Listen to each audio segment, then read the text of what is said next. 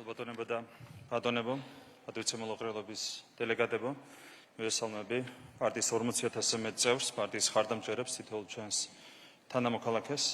საზოგადოებას გვინდა ვაცნობოთ, რომ დასრულდა ყრილობის პირველი სამუშაო ნაწილი და ვიწყებთ ყრილობის საჯარო ნაწილს.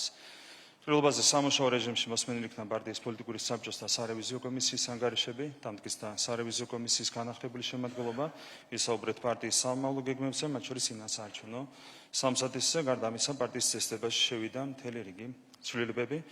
პარტიის დღევანდელი ყრილობის მთავარი მოვლენა გახლავთ პარტიაში საპატიო თავმჯდომარის თანამდებობის შემოღება, პარტიის ყრილობის ერთწლოვანი მხარდაჭერით აღნიშნულ თანამდებობას დაიკავებს ჩვენი პარტიის დამფუძნებელი 2012 წლის დემოკრატიული გარდატეხის შემოქმედი ბატონი ბიძინა ივანიშვილი.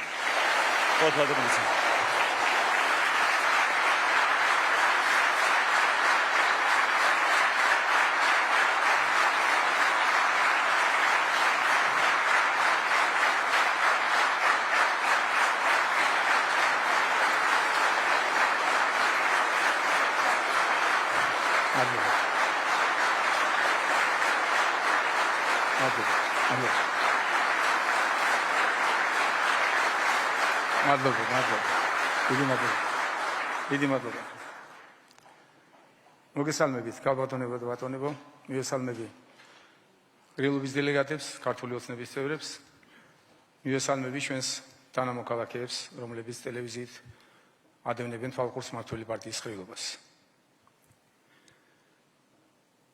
ზუსტად 3 წლის წინ საზოგადოებას ვაცნობეთ ჩემი გადაწყვეტილება აქტიური პოლიტიკური პროცესებიდან დისტანცირების შესახებ. ახლა კი 3 წლის შემდეგ ჩემივე ინიციატივით პარტიის საპატიო თავმჯდომარის სტატუსით პოლიტიკურ ცხოვრებას ვუბრუნდები.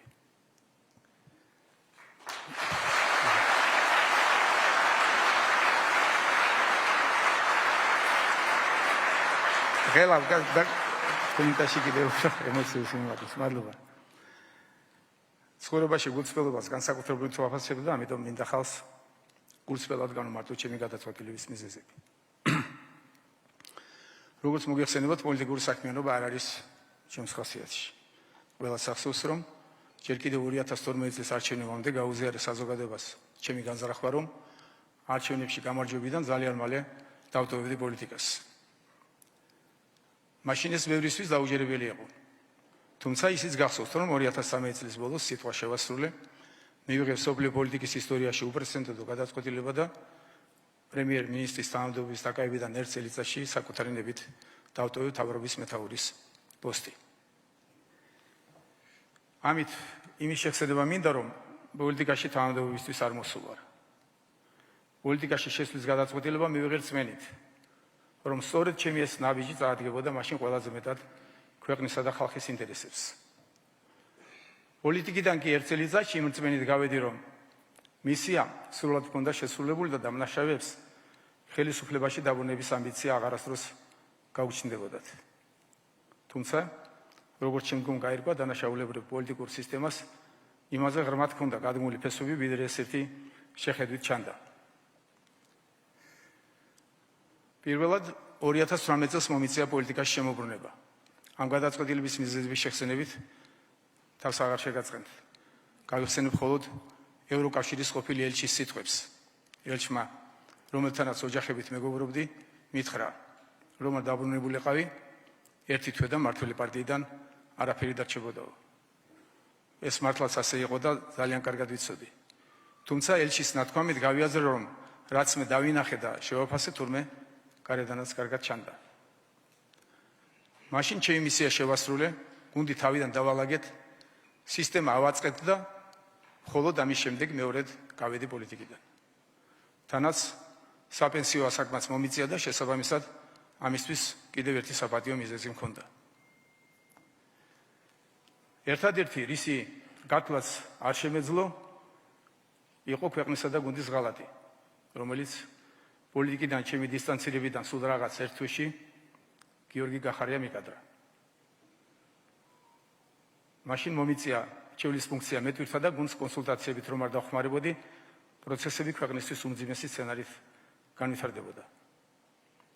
მას შემდეგ პარტიის 2-3 ლიდერთან ჰქონდა კომუნიკაცია, რაც გუნდში ჯანსაღი ვითარების შენარჩუნებას უწყობდა ხელს. ხაზგასმით მინდა აღვნიშნო, რომ პარტიის ყოფილი ლიდერის მიერ გუნდისთვის რჩევების მიცემა ჩვეულებრივი მოვლენაა და ასეთი რამ უამრავ დემოკრატიულ ქვეყანაში ხდებოდა და ახლაც ხდება. დღეს საქართველო რთული გამოწვევების წინაშე დგას.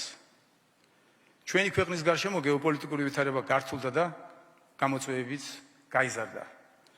შესაბამისად გართულდა ქვეყნის წინაშე მდგარი ამოცანების შესრულებაც.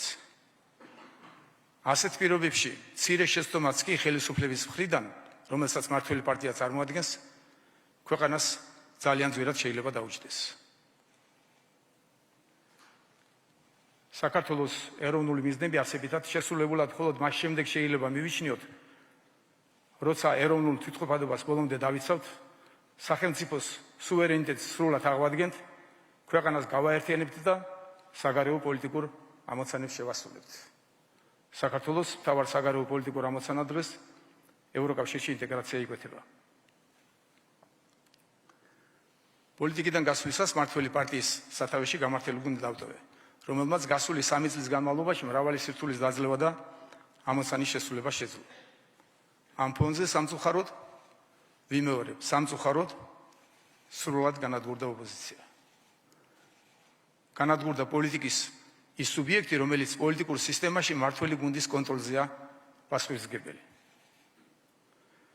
დანაშაულებრივი წარსულით დამზომებული ოპოზიცია ხელისუფლების ჯანსაღი და ქმედითი კონტროლით არც მანამდე გამოირჩეოდა, მაგრამ ახლა მას კონტროლის მინიმალური რესურსიც კი აღარ დარჩა. ნაცვლად ოპოზიციური პარტიების ეფექტიანი კონტროლისა ხელში შეგვშა სიცრუის ნიაღვარი, რომელიც ყოველდღიურად მოედინება მათი მედია საშუალებებიდან და უკვე იმდენად გაცვდა, რომ მმართველ გუნდს მცირე დისკომფორტსაც კი ვეღარ უქმნის.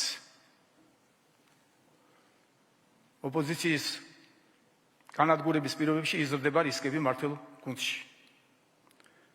ოპოზიციის არარსებობა მმართველ პარტიას მარტივად შეიძლება თავბრუ დაახიოს და მოადუნოს. გარდა ამისა, როდესაც გარეთ დასაპირისპირებელი არავინ გრჩება, ჩნდება ცდუნება დაპირისპირება გუნდის შიგნით გამოიგონო. ასევე ოპოზიციური კონტროლის არარსებობის პირობებში კორუფციის რისკებიც მატულობს, რასაც საგანგებო დაზღვევა ესაჭიროება. ამ ყველაფერმა მიმაღებინა ჩემთვის არასასიამოვნო გადაწყვეტილება. შემოbrunდე პოლიტიკაში და დავიკავო მმართველი პარტიის საპატიო თავმჯდომარის თანამდებობა, რის შესახებაც ჩემს მიერ დაფუძნებული პარტიის ხელმძღვანელ გუნდს ცოტა ხნის წინ თავად მივმართე. ახლა რომ საპარლამენტო არჩევნები ტარდებოდეს, ქართული ოცნება 90 მანდატს საარჩევნო კამპანიის გარეშეც მიიღებდა.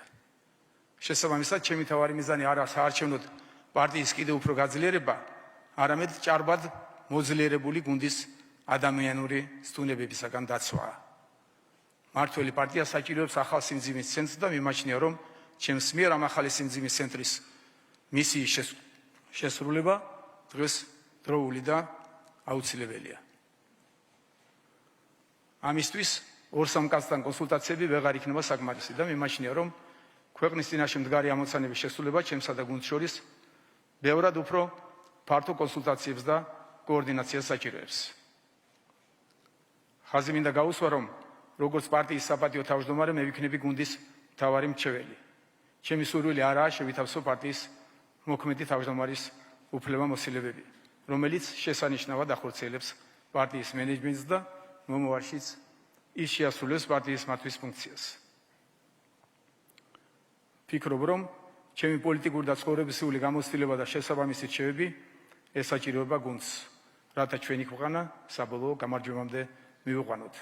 ჩვენ გვაქვს შესაძლებლობა ბოლომდე დავიცვათ ჩვენი ეროვნული თვითმყოფადობა, სრულად აღვადგინოთ სახელმწიფო სუვერენიტეტი და ქვეყნის ტერიტორიული მთლიანობა, საქართველო 2030 წლამდე მაღალშემოსავლიანი ქვეყნების რიგში ჩავაყენოთ და ევროკავშირში გავაწევრიანოთ.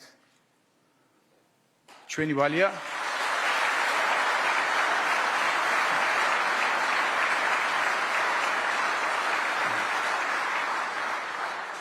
ჩვენი ვალია ეს შესაძლებლობა სრულად გამოვიყენოთ და ამისთვის ძალღონი არ უნდა დავიშუროთ.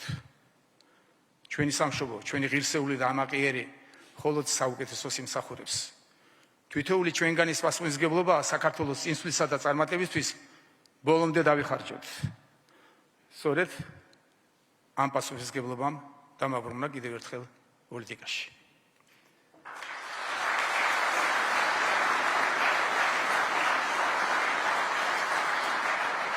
გილოცავთ დამდეგ მშობ ახალწელს 2024 წელი ყოფილიყო ახალი წარმატებების მომტანი ჩვენი ქვეყნისთვის, ბედნიერებისა და სიხარულის მომტანი თითოეული თქვენგანისთვის და თქვენი ოჯახებისთვის.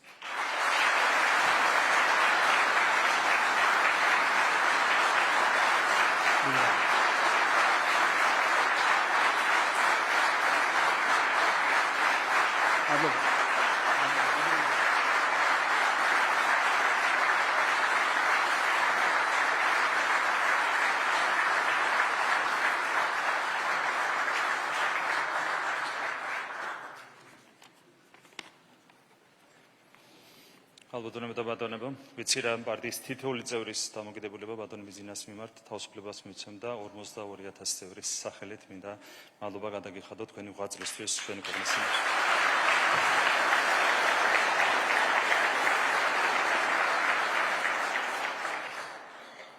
ალბათონებო და ბატონებო, პარტიის წესდების შესაბამისად დღეს ჩვენ ასე უნდა ავირჩიოთ პარტიის პოლიტიკური საბჭოს განახლებული შემადგენლობა. წესდების თანახმად პოლიტიკური საბჭოში შედის 15 წევრი, ხოლო კანდიდატურებს ასახელებს პოლიტიკური საბჭოს მოქმედი შემადგენლობა. პარტიის პოლიტიკური საბჭოს გადაწყვეტილებით წარმოგიდგენთ განახლებულ პოლიტიკური საბჭოს შემდეგი შემადგენლობით. ირაკლი ღარიბაშვილი, საქართველოს პრემიერ-მინისტრი, პარტიის პოლიტიკური მდივანი.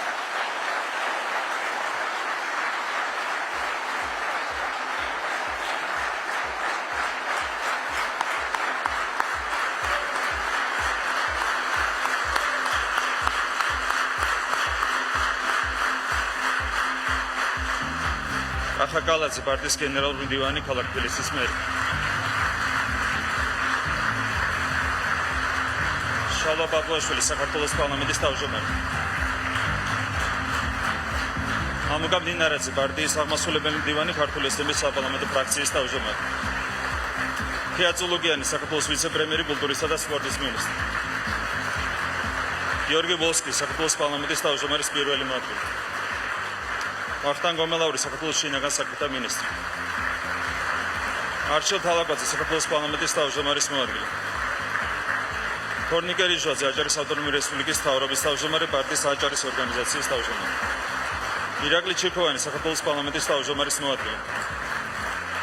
ანრი ოხანაშვილი, საქართველოს პარლამენტის იურიდიულ საკითხთა კომიტეტის თავმჯდომარე. ნიკოლოზ სამხარაძე, საქართველოს პარლამენტის საგარეო ურთიერთობათა კომიტეტის თავმჯდომარე. დიმიტრი სამხარაძე, პარტიის რეგიონული მდივანი, საქართველოს პარლამენტის წევრი. მარიამ ქრივიშვილი, საქართველოს ეკონომიკისა და მდგრადი განვითარების მინისტრის მოადგილე. და მაგა ბოჭორიშვილი, საქართველოს პარლამენტის ევროპასთან ინტეგრაციის კომიტეტის თავმჯდომარე, მაგა არ არის საქართველოს და სამცხო ერესება დღევანდელ ყრილობას. დიდი მადლობა. ალბათონებო და ბატონებო, პროცედურული ნაწილი დაგჭირთ, გთხოვთ გენჯი უყაროთ პარტიის პოლიტიკური საბჭოს განახლებულ შემადგენლობას, ვინ არის მომხრე, გთხოვთ მანდატებით დაგვიდასტუროთ. დიდი მადლობა, წინააღმდეგ ხომ არავინ არის? მადლობა დიდი, ამით დამტკიცებულია პოლიტიკური საბჭოს შემადგენლობა. ალბათონებო და ბატონებო, ამით პარტიის მე-7 ყრილობის დღის წესრიგით გათვალისწინებული საკითხები ამოწურულია. მადლობას გიხდით ყრილობის დელეგატებს, მადლობას გადავხდით ჩვენს თანამოქალაქეებს, ქართულ ხალხს, საქართველოს პარლამენტს, მთავრობას, საქართველოს პრემიერ-მინისტრს, ადგილობრივი ხელისუფლების წარმომადგენლებს, ჩვენი ქვეყნის წინსვლისა და წარმატებისთვის. 2024 წელი არის მნიშვნელოვანი წელი საქართველოს შემდგომი განვითარებისთვის. დარწმუნებული ვართ, ქართული ხალხის ხარდაჭერით ჩვენი პარტია კიდევ ერთხელ მოიპოვებს დამაჯერებელ გამარჯვებას 2024 წლის საპარლამენტო არჩევნებში, რაც არის აუცილებელი პირობა საქართველოს შემდგომი წინსვლისა და გამარჯვებისთვის. გილოცავთ ყველას დამდეგ მშობა ახალწელს, გისურვებთ ჯანმრთელობას, ბედნიერებას და წარმატებებს. ამით მე-7 ყრილობის მუშაობა დასრულებულია. დიდი მადლობა.